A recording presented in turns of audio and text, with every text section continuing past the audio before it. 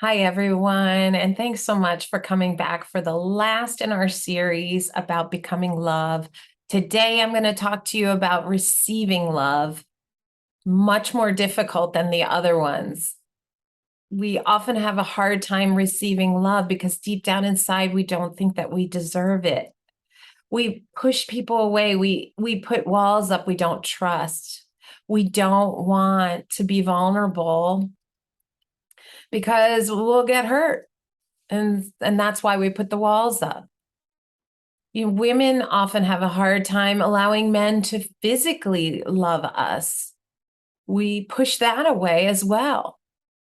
So questions that you'd want to ask yourself when you're asking yourself about how I receive love. Number one, can you take a compliment?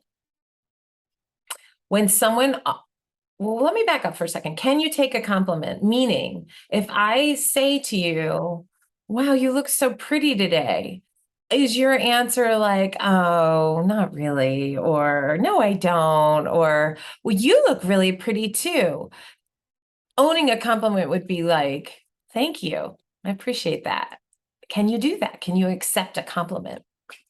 And another question to ask yourself, when someone offers to help you, do you let them? You've hurt yourself and maybe you need somebody to go to the grocery store for you because you can't drive. Will you allow that person to help you, or will you say, I got it, don't worry about it? Another question to ask yourself, can you let someone pay for you when you're out to dinner? If someone says, I got this, I'll pay for this, can you let them and just thank them? Can you let someone hug you without feeling like you want to push them away? Can you allow that hug in? And those are the kind of questions you want to ask yourself. That'll give you an idea of how you do receive love. The reason it's hard for us to receive love is most likely your caretakers or your parents or whoever unintentionally failed to nurture you. Just enough that you're having trouble receiving the love. It's very common. I feel like most of us are kind of this way. Um, we end up rejecting ourselves in the way that our parents or caretakers rejected us. Then this manifests in our adult relationships, making it so impossible to let in the love that we want, even when our partners are trying to give it to us. So that's why we dismiss compliments or we minimize gestures or we create blocks to intimacy, to true intimacy.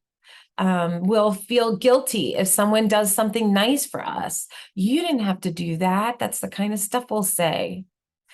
It's often that we have no problem giving love, but we resist receiving it because it feels selfish to receive love. And we're taught that selfish is bad, when in reality, as I've talked in so many of my videos, self-care is not being selfish. I want to tell a little story about receiving love. I used to have a hard time receiving love. I probably still struggle with it, to be honest. I want to say when I had little children, I can't remember how old I was. I broke my arm pretty badly. I wore a cast that was all the way, up here. And I couldn't cook and I couldn't drive and I couldn't do a lot of things. And my neighbors, lo and behold, rallied together and wanted to cook for me and drive me places. And at first it was really uncomfortable. I kept saying, oh no, it's okay. I've got it. I got it. Come to find out a few days later, I didn't get it. I was a mess and I needed the help. And so I called one of the people who was organizing this and said, yeah, I do need the meals and I do need the help driving. And that's the funny thing with this receive and give love, is that people want to help. when we block their help because of our egos, it's sort of short circuiting a beautiful energy that should go back and forth because we need to receive love as much as we give love. And it's understandable why we have such a hard time receiving it. But that's what I want to teach today is how to let that into your heart, because when you do, you create much more balanced relationships and a much more balanced life. Let's see. So here's some solutions of how to receive more love in your life. Number one, learn what your love language is. In my last video, I talked about this, and I even provided a link, which I'll provide again, to a quiz that you can take called the 5 Languages of Love.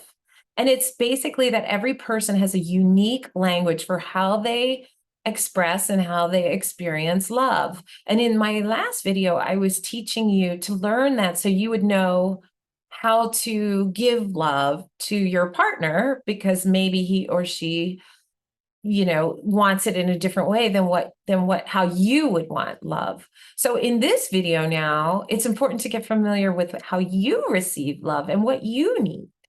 So the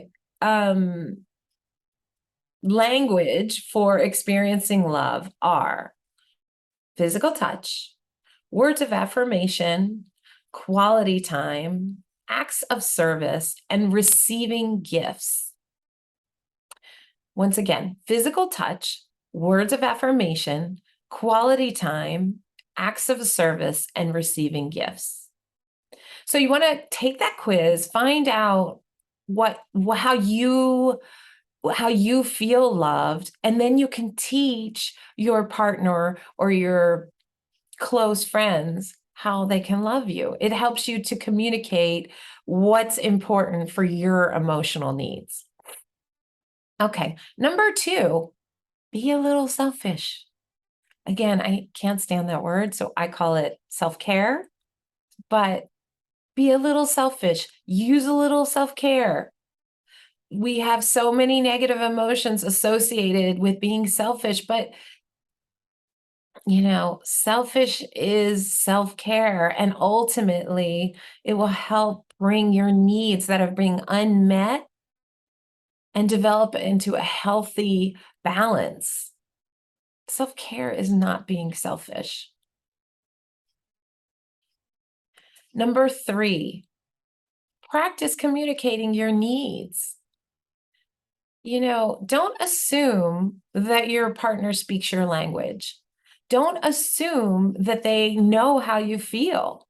They don't. They're not mind readers. So you have to be self-aware and understand your own needs first, and then you have to communicate them whenever it's necessary. Children do this all the time.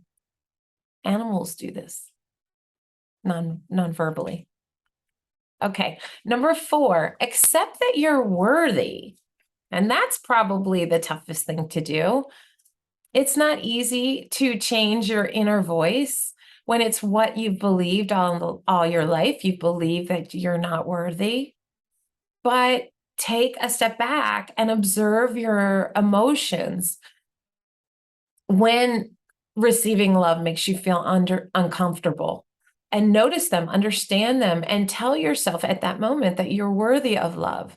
So when someone's trying to pick up the bill for you, or when someone's trying to give you a compliment, and you're trying to allow it, but you feel uncomfortable, explore that uncomfortableness. Why do you feel unworthy in that moment?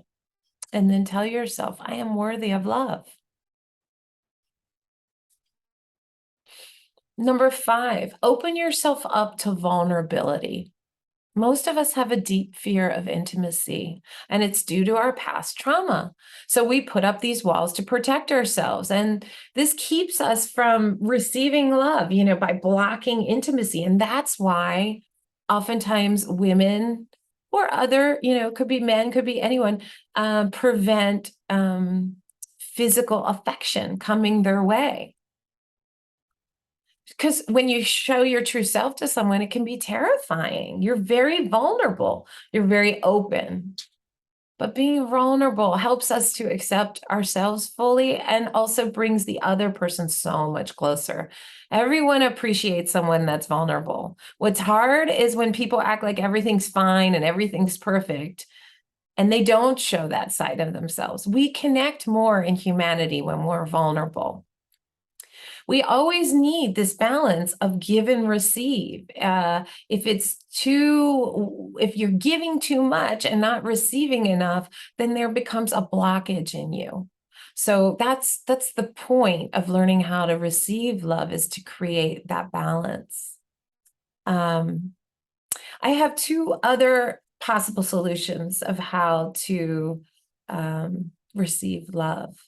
One is taking my handy dandy pillow, and every morning before you get up, hold your pillow and hug it and give love to yourself and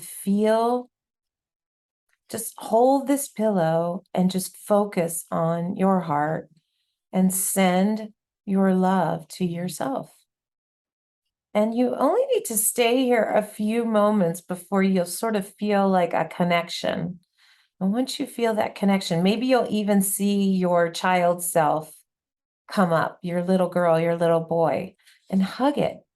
Hug yourself every day. Because by hugging through this pillow to yourself, you're teaching yourself to love yourself more. And when you love yourself more, you'll be able to receive love from other people a little bit better. Now, in my last video, the one that was about giving love, I talked about how I used to do with my group, that every day for a month, try every day, be mindful of giving love 3 times during the day. And then the second part of that is this video. Also receive love 3 times a day. So it's like you're giving out gifts and you're receiving gifts. So when you're receiving things 3 times a day, whatever it is that you need to receive love,